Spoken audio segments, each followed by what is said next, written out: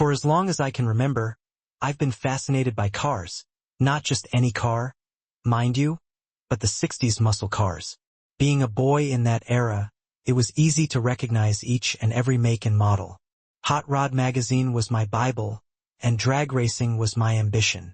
My dreams were filled with thoughts of when I would be old enough to buy the car of my dreams. My dream car changed almost every time the new models went on the showroom floor: Camaro, GTO, and Chevy's 442s. As I got older, the gas crunch put an end to the muscle car era. Detroit had stopped producing the high-horsepower monsters and concentrated on more economical autos. It was sad to see, but I took it like a man and cried my eyes out in high school. I found a replacement for my fantasies in girls. The sleek lines that made my tongue hang out were no longer made of steel. They were living, breathing people. Some were adventurous and others more laid-back, but each had their own appeal. While I was in college, I met someone special, a stunning Italian with a fiery personality and captivating presence. I had been intrigued by someone like her for years, but as with all new relationships, I overlooked the little challenges. There were some ups and downs, and she needed extra care at times, but when everything was going well, our connection was incredible. Justine and I got married a year after we graduated. It was a big Italian family wedding, with some crazy Irish relatives thrown in to keep things interesting. That probably explains the red-headed Italian, I guess. As for me, I'm a typical California boy named Scott. It's been a pretty average life for Justine and me. We worked hard to pay off the house and put our son through school. Justine manages an insurance agency, and I work for a large bank in corporate America. Our house is almost paid off, and our son, Joe, is out of college and on his own now. Life's pressure should be easing up, but something seems to be going wrong in our marriage lately. We seem to be at odds with each other a lot these days. Justine has always been passionate and sometimes quick-tempered, but lately, it feels like she's picking fights on purpose. It's like she's saying things just to provoke me, which isn't like her at all. And it's not just the arguments. There's been a change in our intimacy too. We used to enjoy spending time together, even just holding hands while watching a movie. Now, it feels like she's avoiding me, like she doesn't want to be near me. I can't even remember the last time we really connected. We still have moments together, but there's a distance that wasn't there before. Justine has been having trouble sleeping at night, though on weekends, she'll sometimes sleep until late in the afternoon. Her eating habits have changed too. She barely touches her food. I've asked her to see a doctor, but she insists she's fine. When I told her I was worried, she just told me to leave it alone. Being the optimistic type, I kept telling myself things would work out if I didn't push too hard. I didn't want to give her any reason to get upset again, so I decided to ride out the storm, hoping it would pass. Justine has been the best thing that ever happened to me. She's my world. As we approached our 25th anniversary, I wanted to do something special for both of us. With more time and money now that our son was grown, I planned to rebuild a car and take a couple of weeks to tour the country together. It would be a chance for us to reconnect. Working on the car would also give me something to focus on, away from the tension at home. I found a nice Camaro for sale by an old friend, Bobby, who had been a motorhead since high school and was a fantastic mechanic. He offered to help me with anything I couldn't handle myself. When I brought the car home, I thought Justine would be excited, but she hated it from the moment it arrived. I had hoped to surprise her with the car for our anniversary, but I couldn't tell her that just yet. She saw it as a waste of time and money, constantly criticizing me for working on it. "If you wanted a car, why didn't you just buy one?" she asked. "Justine, this isn't just about a car. It's something I've wanted since I was a kid," I replied. "Oh, so now you want to be a kid again? Is this some kind of midlife crisis or something?" she responded. "But why do you begrudge me this? It's something I want to do." "Well, you spend all of your time out here these days, and this has to be costing a fortune," she said. "You mean like those $200 shoes that you've never even taken out of the box? How about the $800 dress you've never worn?" I defended. "That's different, and you know it." "Why is that different? Did you come out here just to start an argument?" I asked. "If you did, you're in the wrong place. Building this car makes me happy, And God knows there's been precious little happiness around this house for the last few months. So, just what the hell do you mean by that? She demanded. You know exactly what I mean. I can't seem to do anything these days that pleases you. If anybody should be confused, it's me. I want to know where the woman I married went, and who this person living in our house is now. Am I really that bad? I asked. To be honest, yes. I barely know who you are anymore. You're always upset for no reason, and it's like you've started treating me with disdain. Her face softened, and she sighed. Scotty, I'm sorry. I don't mean to treat you like that, she said, her voice trembling. Baby, I'm not saying these things to hurt you.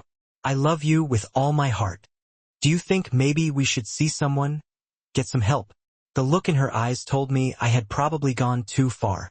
Scott, I'm not crazy. I'll be fine, she said softly, giving me a quick kiss on the cheek before walking back into the house. I knew then that things were far from over. She wouldn't just give up and let me win an argument that easily. Her heritage wouldn't allow it. After all these years, I knew when something wasn't truly resolved. Later that evening at dinner, the woman I married reappeared. It was wonderful to have her back, even if only for a few minutes. She sat with me, and we had a real conversation, reminiscing about some of the great times we'd shared. After dinner, we curled up together on the couch, and she leaned in close, softly kissing my neck and then gently brushing her lips up to my chin. Her hands found their way to the back of my head, and she kissed me tenderly. There was a surprising intensity in her kiss, and I responded, feeling a connection as my hands rested on her back. She pulled me closer, wrapping her arms around my neck. There was something both familiar and exciting in the way she leaned into me, and I could sense how much she was enjoying the moment. I gently kissed her neck, and the way she responded made me feel like we were reconnecting in a way we hadn't in a long time. The evening was full of tenderness and warmth, bringing back a glimpse of the closeness we once shared as we sat together. I was reminded of the love that had drawn us together all those years ago. For the first time in what felt like ages, she fell asleep in my arms. It was a moment of peace, though I knew there would still be challenges ahead. After months of hard work, the Camaro was finally coming together. The engine was nearly done, and the car looked stunning.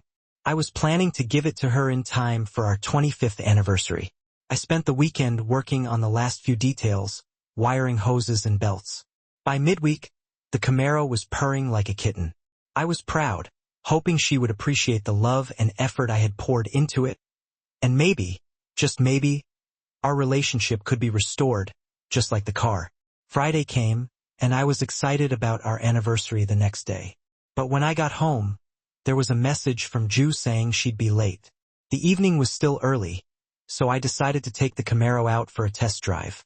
The car handled perfectly, responsive and smooth. I got on the freeway, only to hit a stretch of stalled traffic.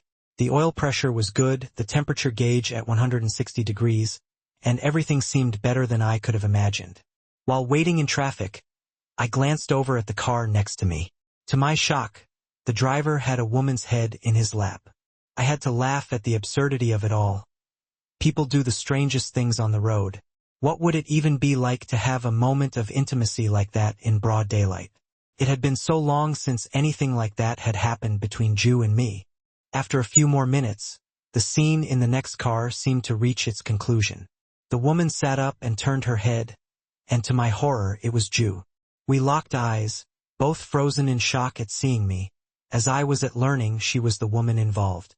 We stared at each other until she turned her head away in panic and vomited on the dashboard. What the hell had just happened? This couldn't be real. It was some kind of sick hallucination. My eyes had to be playing tricks on me. Justine wouldn't do this to me, would she? It would sure explain her attitude as of late. God damn it, I thought.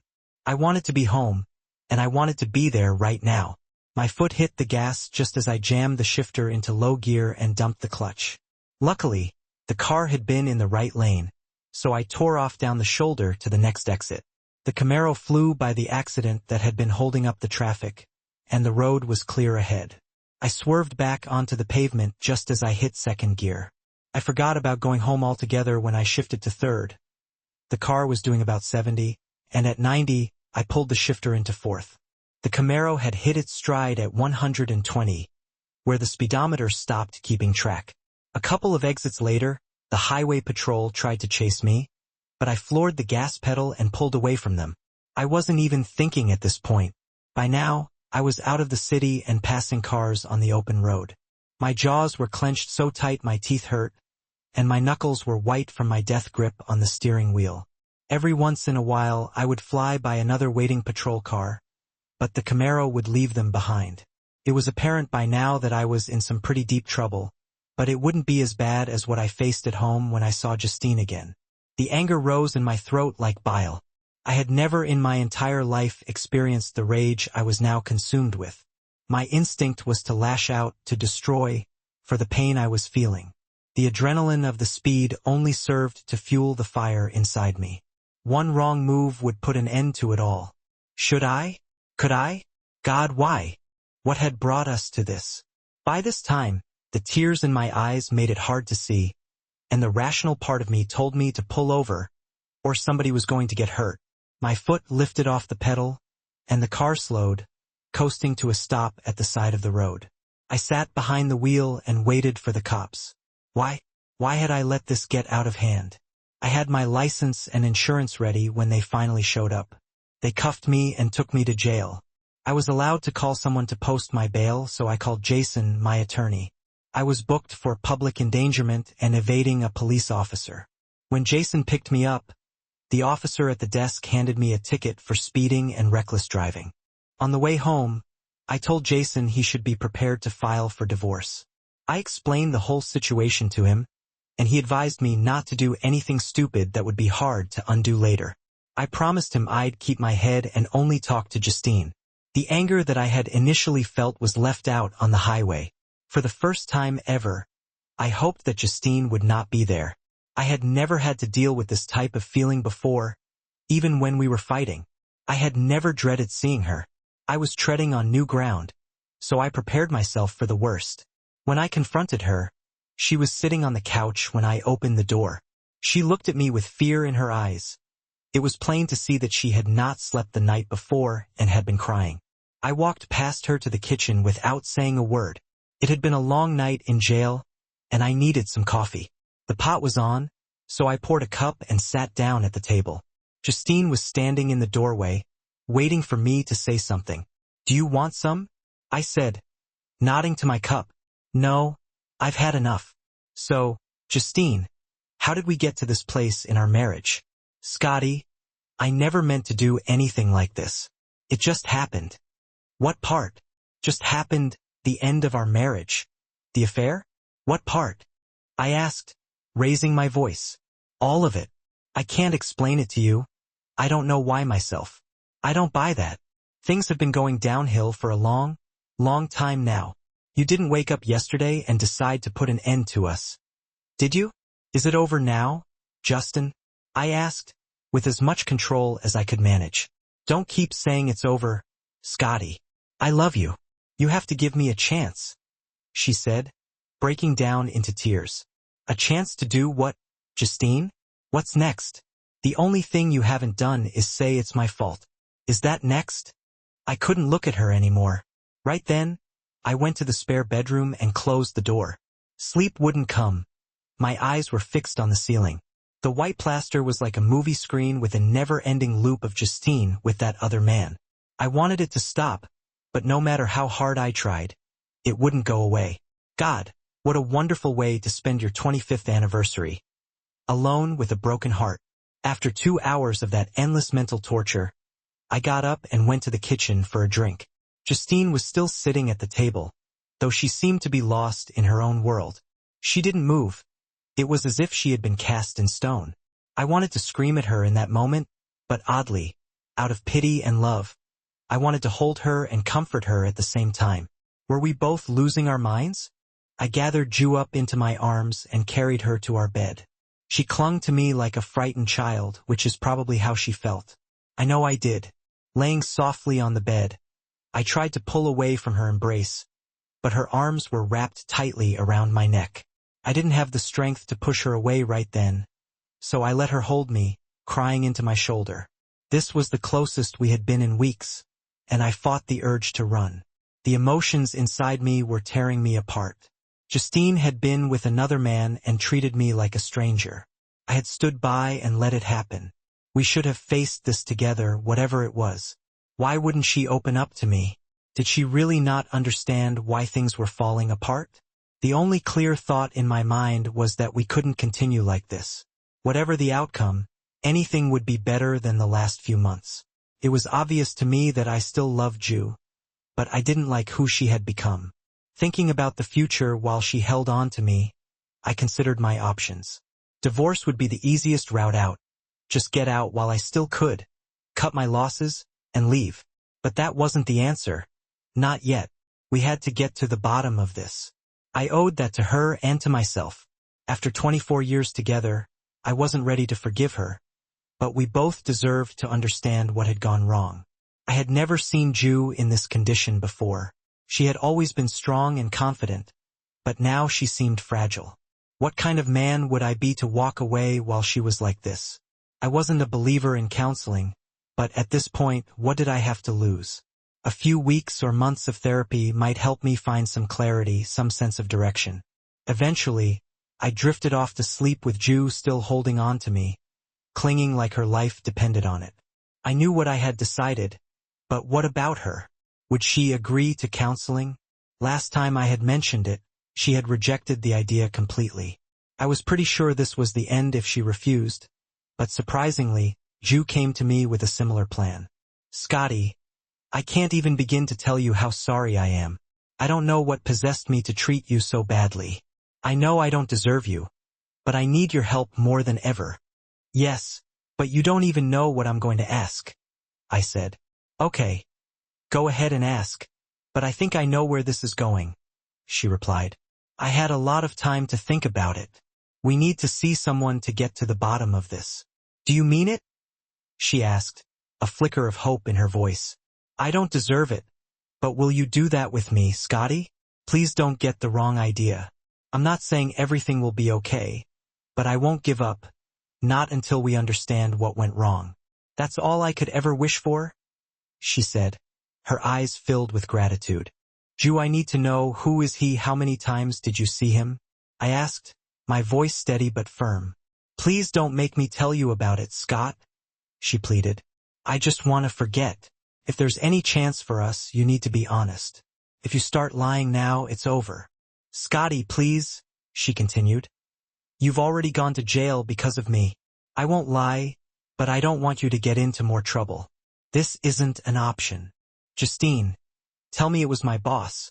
He talked me into going to a hotel with him, and what happened there? She said, her voice trembling. You saw that.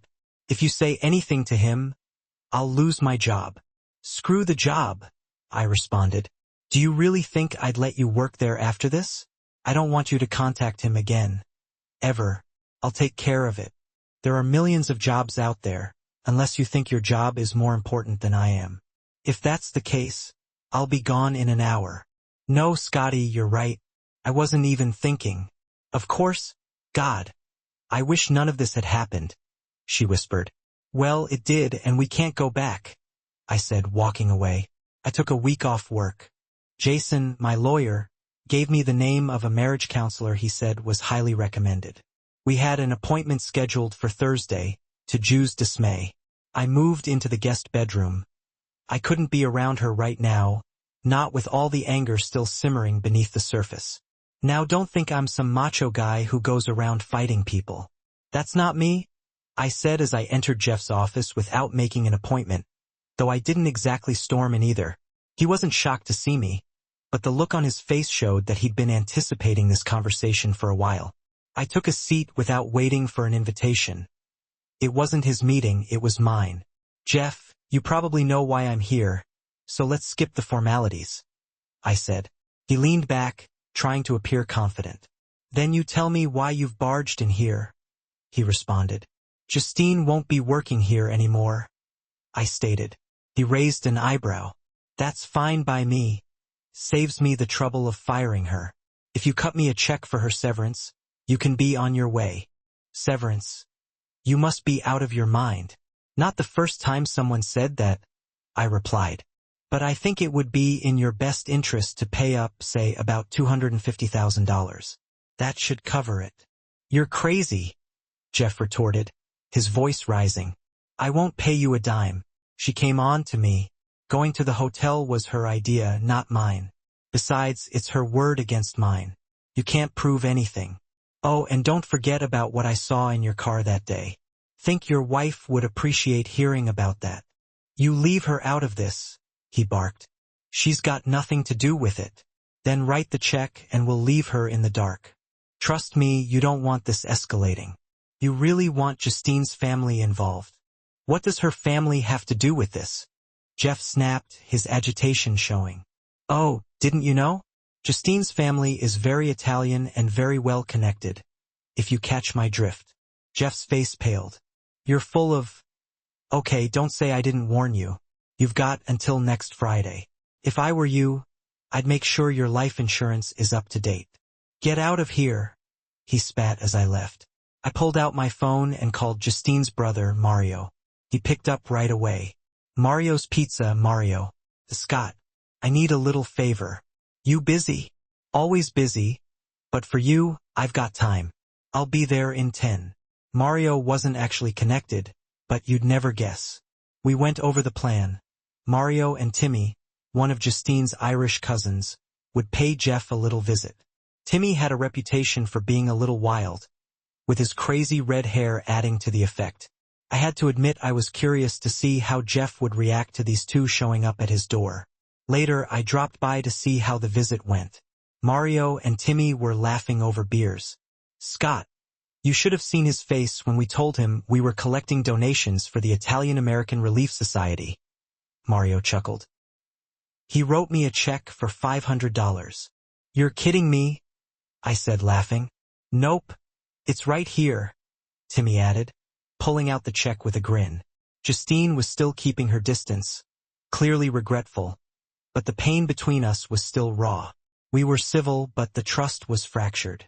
We needed help, and I had scheduled an appointment with a marriage counselor the night before. Our session was upcoming. JW and I worked quietly together on a questionnaire the counselor had given us. After a while, she pushed some papers toward me and whispered, "Thank you, Scott." "For what?" "For everything," she said softly before heading to bed. I was thankful she didn't push for anything more. If she had tried to seduce me right then, I might have given in. But we both knew it wasn't the time for that. We needed to rebuild trust, not paper over the cracks. The next day we met the counselor, Ed, a big, burly man with white hair and a beard that made him look like a plus-size Santa Claus. I hoped I wouldn't have to sit on Ed's lap. JW was nervous, but Ed quickly put her at ease. He greeted us and laid out his expectations. Honesty was crucial. Don't try to protect each other's feelings, he advised. We need to get to the root issues, so the brutal truth must come out. Also, please avoid interrupting each other. You'll have your chance to speak, but for now, just listen. And don't expect quick fixes. This will take time. Be patient. Ed turned to JW. So, Justine, what do you want from our meeting? He asked. I want my life back. I want Scott to love me again, she said, struggling to hold back tears. Fair enough, Scott. How about you?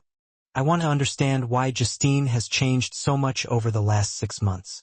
She's not the same person I've known for most of my life, I replied. That's a realistic expectation, Ed said. But how do you envision this resolving at the end of our sessions? He continued. It depends on how things unfold. I'm not going to pretend I know what's going to happen, I admitted. Ed nodded. I've studied both your profiles, but I want to hear from you. Are you committed to working through these problems? Or are you here to resolve your own fears and doubts? Do you want to fix your marriage? Are you saying I'm not here for the right reasons? I asked, feeling defensive. No, not at all, Ed replied. From what I've gathered, Justine wants to repair the marriage. What I'm getting from you is that you want to understand why it broke down. But I'm not seeing much about whether you want to fix things afterward. Felt like a slap in the face. Justine spoke for most of the session, sharing her stress at work and home, and mentioning her lack of libido and insomnia. Ed took notes, and I felt like a spectator in a reality show. At the end of the session, Ed handed Justine a list of tests he wanted her to get done, suggesting a doctor. I left the meeting feeling disheartened. Ed's focus on my part angered me. This wasn't my fault. I hadn't broken my vows. I was there to support Justine, who needed help, just left Ed's office with hope, while I left with confusion. I decided to hit the bar after a beer or two, reflecting on my night in jail earlier that week. I needed solitude. I drove the Camaro towards the mountains on the scenic road, the winding curves providing a brief escape from my thoughts. The serene drive helped me leave my troubles behind, at least for the moment. When I got home, Justine was waiting for me. "Scott, can we talk?" she asked. "What now?" I thought. "Sure, I'm going to get a Coke. Would you like something?" "No, thank you," she replied, waiting for me to return. I sat down, bracing myself for what was to come. "Scott, I've been thinking about the session with Ed," Justine said, her tears streaking her mascara. "I'm scared. He asked you something today that I never considered. Please, Scott, I need the truth. Are you going to leave me?" I struggled to answer. "Justine, I can't even begin to answer that right now. A lot has happened this week and over the last 6 months. Some things I'll get past, others might never go away. I haven't had much time to process it all yet." "I love you," she said softly. "It might not have seemed like it lately, but please believe me, it's true." She took my hands in hers, pausing to take a deep breath before continuing. "I'd like to tell you that I'll never hurt you again, but I can't. It's not that I want to do these things to you. They just happen. I know you don't understand what's going on, and honestly, I don't either." She took my hands in hers, pausing to take a deep breath before continuing. "I hate myself for hurting you. I would do anything to take it all back. There are no words to express how sorry I am for Jeff, for the way I've been treating you, for everything, every day. I tell myself that it won't happen again." I was at a loss for words, my mouth dry. I resisted the urge to hold her, fearing it might send the wrong message. Justine knelt before me, pressing my hands to her cheek. Her voice trembled as she spoke. "Scott, no matter what you decide, I want you to be happy. I'm not going to ask you to forgive me. I can't, after how I've acted. I want more than anything to grow old by your side, but only if that's what you want. If you decide you need to leave to find happiness, I'll understand." She left the room, leaving me behind, feeling as though she'd resorted to psychological tactics. It was working. I was moved almost to tears by her words. I knew she was sincere. After living with someone as long as we had, you come to know the plain, honest truth. I didn't have enough on my mind already. My brain was in overload. I went to work the next week, but for all I accomplished, I might as well have stayed home. Jeff and I met with him again on Thursday. He had Justine's test results back from the doctor. Ed said, after our meeting last week, "I had a hunch about what we were looking at, and the test results confirm it. Justine has a condition known as bipolar disorder, also known as manic depression. The good news is that it is very treatable with medication and therapy. Justine will need to see a psychiatrist for a while to work on her inner struggles. The medication will take some time to take effect, maybe a week or up to a month. Do you have any questions?" We both asked a lot of questions. Justine's symptoms seemed to fit her condition perfectly. Everything aligned like pieces in a puzzle, except for one thing. I couldn't accept that the issues I'd been dealing with over the past 6 months could be resolved with a pill. It sensed my defensiveness. "Scott, you seem to be having a hard time accepting this." "Well, yeah, it's not clear. I see things in black and white. This seems to let Justine off the hook for everything. You haven't had to live with her, her mood swings, the attacks on me, and the affair." Justine cut me off. "Scott, it wasn't an affair. It was one time." I interrupted. "Yeah? One time. How many times would it have been if I hadn't caught you?" ID broke in. "That's enough. We're not here to argue. Remember the rules. Scott, I want to talk to you alone next session. Justine will talk to her psychiatrist next week. I'll set up an appointment for her." Things were pretty quiet at home that night after our spat. Justine and I ate dinner in silence. She tried to act normally, but I wasn't ready to let things go. I was supposed to take this explanation and forget her behavior. That was the rub. At 10 the next morning, guess who showed up at my office? Go ahead, take a guess. Jeff. I figured I'd never see that slime ball again, and I'd forgotten all about the deadline I'd given him. I quickly got back into the game. So, what brings you here today? Did you come to screw my secretary? I said, ignoring my sarcasm. I'll get right to the point. I fought it over and you were right about one thing. It's in my best interest to settle things with you. I'm here to make an offer. Okay, so make it. I'm busy. $200,000 in a signed waiver. I said, $250,000. And what is this waiver? Okay, $250,000, but I need the waiver to protect myself from any further actions. Deal. When I see the money, we have a deal. He produced the envelope with the check inside. I guess he knew I wasn't backing down. The lower offer was a bluff and I called it. I had my secretary witness my signature on the waiver Jeff brought with him. I chuckled to myself after Jeff left. I never expected him to pay up. Justine was surprised when I handed her the check. She hadn't known anything about my dealings with Jeff.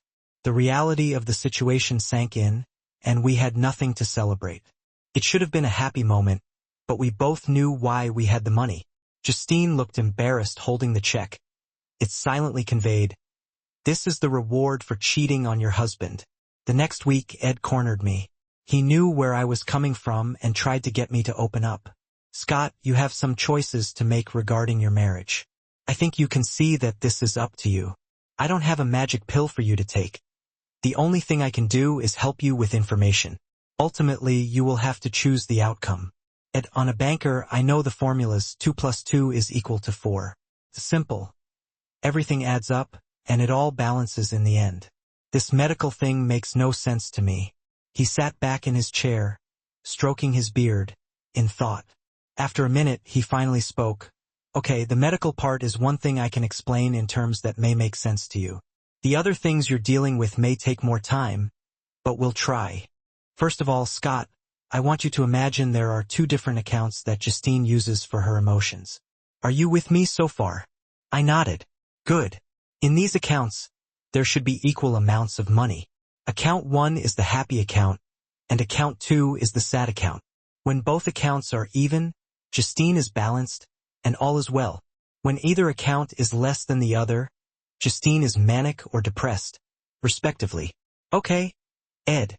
So the medication manages her accounts for her?" "Exactly. It keeps her balanced. It's more complex than that, but you get the picture. We're dealing with 2 different behavior patterns caused by the same chemical imbalance. So she doesn't really know what's happening. It's not her fault. Not really. She isn't in control. She has no idea which mood will be in charge at any given time. What causes the imbalance? That's for the psychiatrist to figure out. There are many things that can trigger it. When he gets to the root of the problem, he'll help her deal with it." "Will she be the same again?" I asked. "Well, you have to define what you mean by the same. Will she be well?" "I think so." "The same as before?" "No, I don't think either of you will be the same. Your relationship has been traumatized, and there will be scars for a long time to come. I'm not saying they won't heal, but it won't happen overnight. I guess that's what I fear the most. I want what we had, not something new and unknown. Scott, you better get used to that idea. Whatever you choose, you'll be treading on new territory. If you choose divorce, you'll be starting a new life on your own. Reconciliation will be much the same. You'll be rebuilding your life, but Justine will be helping you. Ed, I just don't know how to forget the hurt. You may never be able to forget it completely, but the memories will fade. Scott, as a banker, do you lose all faith in a mutual fund when it drops a point? Or do you watch it closely and protect your investments? You have a huge investment in Justine. Don't make any snap judgments. I'll be out of town next week and would like to see both of you in 2 weeks. Try to rationalize all of your problems. I think you can eliminate a lot of what's on your mind. It was time to get away. I needed time alone to sort out my feelings. It was too hard to think with Justine around me. I packed a few things into the Camaro and said goodbye to Justine as I got into the car. I could see the pain in her face. Would this be the last time we parted as husband and wife?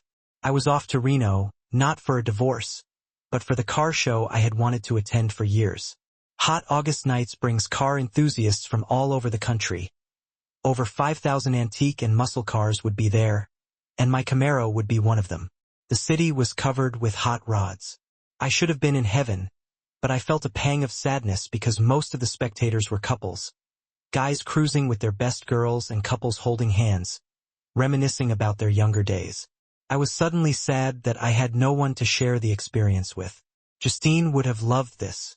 Saturday night, everyone in the city was partying except me. I was sitting alone in my room, feeling sorry for myself. I was about to call Justine, partly because I promised I would, and mostly because I missed her. I don't know why, but I changed my mind in an instant of self-pity. I left my room and went to the hotel bar. Have you ever wanted to be by yourself but not alone? It was the way I felt that night. I was becoming a basket case, my world was crumbling, and I couldn't seem to hold it together. I'd been telling myself for weeks, Scott, be strong. You can do this. It's just a phase. But I wasn't so sure anymore. I was drinking whiskey as fast as the bartender could serve it, feeling pathetic, a middle-aged man sitting alone at a bar while everyone else was having a good time. A few minutes later, I found that not everyone was enjoying themselves. Well, actually, she found me.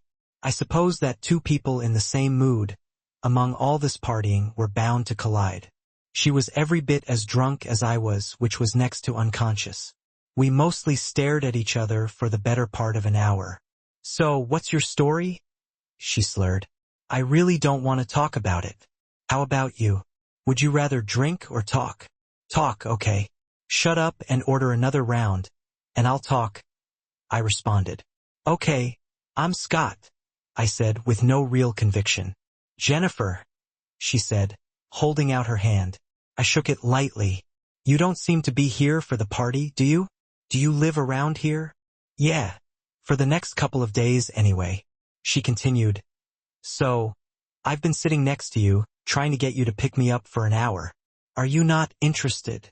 The whiskey burned my nostrils as I had been drinking when she asked if I was gay. I almost choked. What?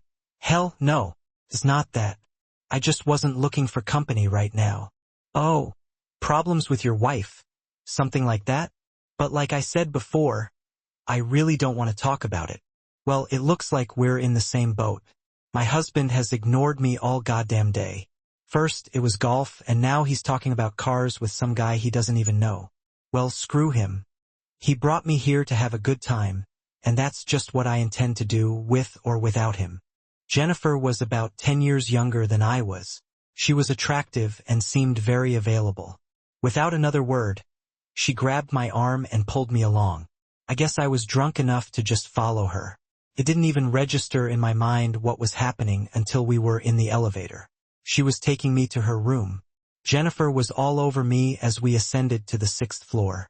I could hardly walk as she dragged me by the hand, rushing to her room. We must have been in the hallway for 5 minutes before the card lock on the door cooperated enough to let us in. This was by far too crazy for me, even in my drunken stupor. Jennifer only made it as far as the bed before she passed out. I probably couldn't explain why I stayed. There was something inside telling me not to leave her alone. So, I took up residence in the chair by the window as the hours rolled by. I sobered up, and Jennifer was still sprawled on the bed, sleeping motionlessly. It must have been a little after midnight when the door opened and quietly shut. The man froze when he saw me, looking dumbfounded and silent. I held a finger to my lips, signaling for him to remain quiet. I needed to talk to this guy. He had to know how close he had come to disaster. I motioned him out into the hallway, still keeping my finger to my lips. I didn't want to risk waking Jennifer. Once in the hall, I said, "Just don't ask. We need to talk, and we need somewhere more private than this." "What's this all about?" he asked. "Just follow me, and I'll explain." We proceeded to the 4th floor where my room was. I told him my name and found out his was Brian. Once we were seated at the table in my room, I planned to save Brian some heck. Look, Brian. You were about a millimeter away from losing your wife tonight, unless you're one of those guys with an open marriage. Oh, hell no, he responded. That's what I figured. I want you to listen to me, just listen, don't talk. Jennifer has passed out. She's dead drunk. You left her alone tonight. I'm not going to tell you how to run your life, but don't you think she deserves better from you? If she had picked up any other stranger, you might have walked into something quite different than me, sitting here waiting for you. She told me you pretty much abandoned her today. I don't want to preach to you, but she could have been with someone who might have taken advantage of her condition. How would you have felt if she was lying there naked with another man when you walked in? You don't have to answer. I already know how it feels. I don't know why she chose to hit on me, but consider yourself fortunate that she did. I saw a lot of Justine's behavior reflected in what happened tonight as I talked to you. Jennifer was drunk and acting irrationally. If only someone had been there to help Justine instead of that jerk Jeff. Brian sat still as I continued. Brian, if you want to throw away your marriage, that's up to you. I was with a very sad and very beautiful woman tonight, who's begging for a little attention. It's up to you how this ends. If I were you, I'd consider it a warning shot. You won't be so lucky next time. Scott, I never even thought you're right. I should have seen it coming. I've been a pig. I promised to pay attention to her while we were here. I guess I have a lot of work ahead of me now to make things right. Brian, we don't know each other, but I know what I'm talking about. You can fix your marriage fairly easily if you do it now. The longer you wait, the harder it will be. You're right. Are you going to be here later? I'd like for Jennifer to meet you when she sobers up. I appreciate the offer, but I have somewhere else I need to be. Our talk made me realize that, and I'm going to get on the road as soon as I pack. Scott, thank you from the bottom of my heart. You protected Jennifer and me. I'll never forget this. She means the world to me. I won't let her down again. Brian left to return to his room. I got the feeling he wasn't entirely sincere. I doubted he would ever change. He listened to what I said but was already looking for another friend to hang out with. He should be spending time with his wife, but he wanted to invite me to spend time with them. I saw this as a bad sign. I also saw the difference between Jennifer and Justine. Jennifer had cheating on her mind before she got drunk, while Justine was already impaired when it happened. Some people can't see the forest for the trees, but I wasn't going to be one of them. What I had wasn't perfect, but it was a whole lot better than what those two looked forward to. I can't say for sure, as I'm no expert in relationships, but Brian wouldn't change, and Jennifer would eventually cheat on him. It was just after 6 o'clock when I wheeled the Camaro onto the freeway. It would be an 8-hour drive to get home. I wanted to be there more than anywhere in the world. Reno had given me the kick and the bum I needed. I was glad I'd gone there, but just as happy to see it in my rearview mirror as I drove. My head was full of what Ed had said to me. My life had changed, and it was up to me where the changes led. I thought about where I'd been and where I was going. I decided it was time for something different. I wasn't the same old Scott, and there was no need to pretend to be him. The image I had of my wife was now tainted. It was time for a new Justine as well. I called Justine a little after 9. I had a favor to ask her, and no idea how she would react. She surprised me when she eagerly agreed. She was very excited that I was coming home. Honestly, I was too. When I pulled into the garage, Justine ran out to meet me, and she was sporting the favor I had asked for. Her short brunette hair looked gorgeous on her. It was the first step on a long road ahead for us, but it was a step in the right direction. Justine wrapped her arms around me and gave me a warm kiss. It felt so good to be home again, though I wasn't just talking about our house. We walked into the house, and Justine had her arm around my waist. She looked up and said, "I've missed you so much. What do you think? Is it too short?" She brushed the bangs from her eyes. "It's perfect. I love the way you look. You must be starved. Would you like a sandwich?" she asked as I sat at the kitchen table. "That would be great. I haven't eaten for a while. Is turkey okay?" "Yeah, that's fine. I have some things to ask you." I had a lot of time to think about us on the drive home. "I'm listening." "I've decided to quit the bank. Okay. Would you like some soup with your sandwich? Did you hear me? Yes, you're going to quit your job. Is vegetable all right? Or do you want chicken noodle? I would have thought you might have more to say. My job's been pretty important to us. Scotty, please. I realize what you've meant to me. If you want to do this, I'll support you. You've stood by me most of my life. It's time for me to be there for you. Okay. Now that it's settled, vegetable would be good. That was as surreal a conversation as I'd ever had. I expected a fight, and I got soup. That wasn't my only surprise of the day, either. Later that night, while I was lying in bed, Justine came out of the bathroom in a new look. She just smiled and made a light-hearted comment about her appearance. I had been tired, having not slept for close to 2 days, but as exhausted as I was, we found our way back to intimacy. It had been a long time for both of us, but we made up for it. We had taken another giant step toward our renewed relationship. Justine's mood had changed dramatically in the last week, and I had renewed hope that we could make it. I knew we could. We would be different people. This wasn't only about a new job and a new hairdo. My plan was to restore our marriage to something we could be proud of, much like I had done with the Camaro. With Justine's help, we could make our relationship better than new. When we visited Ed on Thursday, he was genuinely surprised by the progress we'd made in the last week. The session was scheduled to start a dialogue between Justine and me, but as we told Ed, we were already a lot further along than that. I had moved back into our bedroom, and we were communicating better. Justine had not shown any of her previous issues since starting medication. We talked a little about my trip to Reno and the turning point in my attitude. This was the first time Justine had heard about Jennifer. Yeah, she picked me up in the bar, I said. Justine looked over and I asked, did you ever consider what might have happened? Absolutely. I was very intoxicated when we got to the elevator. I realized what was happening. This was all new to me. I don't usually get picked up by strangers. I was a little slow on the uptake, but by the time we got to her room, my brain got back into the game. I could have easily slept with her. Well, maybe not in the condition we were in, but if the situation had been right, and she hadn't passed out, it could have happened. Justine looked at the floor and asked, why didn't you? I wouldn't have blamed you, I replied.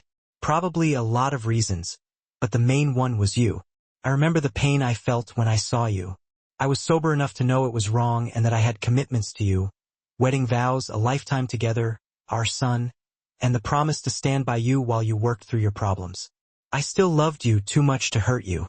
Justine was crying now, and I said, you've got to quit beating yourself up over this. I forgive you. If you can't let it go, it will never be over. Ed smiled. I love my job when others do all the work. Scott, I'd say you've come around now. I think you've concluded that life isn't as simple as yes or no. There are a lot of ifs and maybes. We can't always make decisions based on what we see. There are circumstances to factor in. Ed, you've taught an old dog a few things, I said. Justine and I will be making some big changes, not only in our relationship but in our lifestyle as well. We've talked about how we were secluded in a way we didn't even realize. There is so much more out there to experience, and we want to enjoy our time together. Justine, how do you feel about all of this? Asked Ed. I couldn't be happier. Scott has been so wonderful. I've put him through hell, and he still loves me. I'm actually looking forward to new adventures with him. How are you doing with your therapy? Well, I've only had a couple of sessions, but I'm opening up a little more each time. The doctor feels that we are making progress. How have you been feeling overall? I can honestly say I haven't felt this good in years. Oh, by the way, I like your new hairstyle, I said to a now blushing Justine. Ed had scheduled us for a checkup in a few months. We were doing well, and he felt no need to continue our weekly meetings. We spent the rest of the day doing the things we did when we were dating. We ate lunch at a burger joint downtown, and the fries were so greasy they were hard to hold. It was great. We saw an afternoon movie, and neither of us could remember the last time we'd even been in a theater. The back seat of a car is no place for old folks, but it was fun and brought back a lot of memories. When my early retirement came through, we sold our house in the suburbs. I thought Justine would have a hard time with it, but she never even looked back. We moved to a small town outside of the city. Justine found a great house on a few acres, and I loved it. I started construction on the shop right away. Yep, we started our own restoration business. With a great deal of work, Bobby's help, and Jeff's money, we build and restore hot rods. Justine manages the office, and I try to stay out of Bob's way. Well, as the boss, isn't that what they do? The shop is doing very well, and it allows Justine and me to travel a lot. We look at cars all over the country for new ideas. Justine still sees her psychiatrist. There was a combination of unrelated events that contributed to her meltdown. She had been abused at an early age by a relative, and there were issues about a failed relationship in high school. Justine turning 40 a few years ago compounded these, and when our son moved across the country, Justine's mind revolted. There's more to it, and probably more to come, but we accept it and know what to look for if anyone cares. I went to court for my road rage. I paid a stiff fine and had my driving privileges revoked for 6 months. The judge must have been in a bad mood, but it could have been worse. You should have been there to see Justine trying to learn how to drive the stick shift in the Camaro. It was hilarious. She caught on pretty quick. I don't think I'll ever get to drive that car again. Justine tells me it's hers now, and I should build my own. I might get it done before I get my license back. I have my eye on a sharp 71 Barracuda. Was I too easy on Justine? Probably. Do I regret it? No, not one bit. She was worth the risk. I learned a lot in the last year. It wasn't all good, either. There were times I wanted to give up and let it all dissolve. But today I'm thankful that I didn't. Each day with Justine is more precious to me than gold. She isn't only my wife. She is my lover, my best friend, and my world. Anyway, I found that if I would have done anything to hurt her, I probably would be sleeping with the fishes. Timmy would have had me whacked. Mario may not be connected, but Tim, that's a different story altogether.